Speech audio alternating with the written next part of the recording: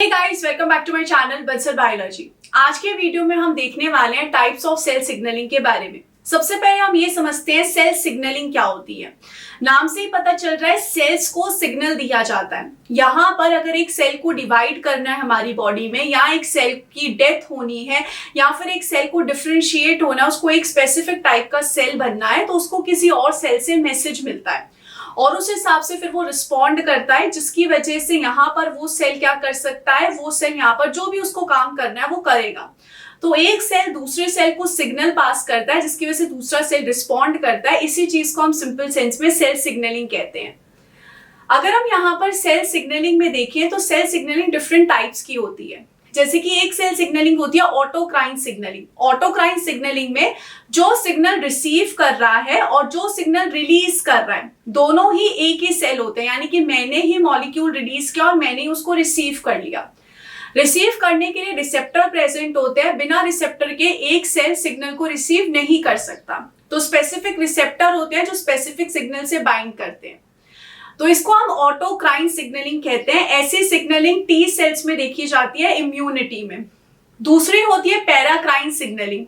एक सेल ने signal release किया और उसके नेबरिंग सेल्स जो हैं उन्हीं के पास रिसेप्टर प्रेजेंट होता है और वो यहाँ पर रिस्पॉन्ड करते हैं। यानी कि सिग्नल बहुत दूर तक ट्रैवल नहीं करता है, आसपास के जो सेल्स होते हैं उन्हीं के पास यहाँ पर रिसेप्टर होता है और रिस्पॉन्स किया जाता है। इसको पैराक्राइन सिग्नलिंग कहते हैं। नेक्स्ट अगर हम यहाँ पर देखें तो आती है जक्स्टाक्राइन सिग्नलिंग।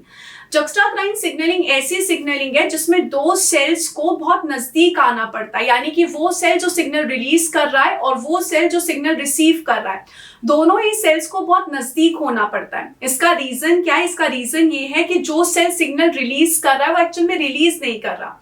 सिग्नल प्लाज्मा मेम्ब्रेन पे प्रेजेंट है और उसी के साथ साथ रिसेप्टर जो है वो भी प्लाज्मा मेम्ब्रेन पे प्रेजेंट है। तो दोनों सेल्स को बहुत नजदीक आना पड़ता है, तभी यहाँ पर जो सिग्नल है वो पास हो पाता है। ऐसी सिग्नलिंग नॉच सिग्नलिंग में देखी जाती है।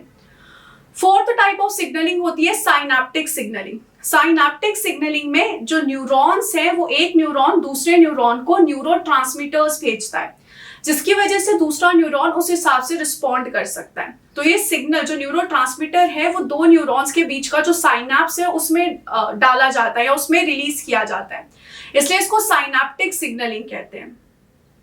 जो लास्ट सिग्नलिंग है इसको एंडोक्राइन सिग्नलिंग कहा जाता है। ये बेसिकली हार्मोन्स में देखी जाती है। इसमें एक सेल सिग्नल रिलीज करता है ब्लड में और वो सिग्नल फिर ब्लड से पास होके बॉडी के डिफरेंट जगह पे जाता है। जहां पर भी ऐसा सेल प्रेजेंट होता है जिसके पास इस सिग्नल का रिसेप्टर है, वो वहां पे उस रिसेप्टर से जाके बाइंड कर जाता है और रिस्पॉन्स क्रिएट करा देता है। तो इस तरीके से टोटल 5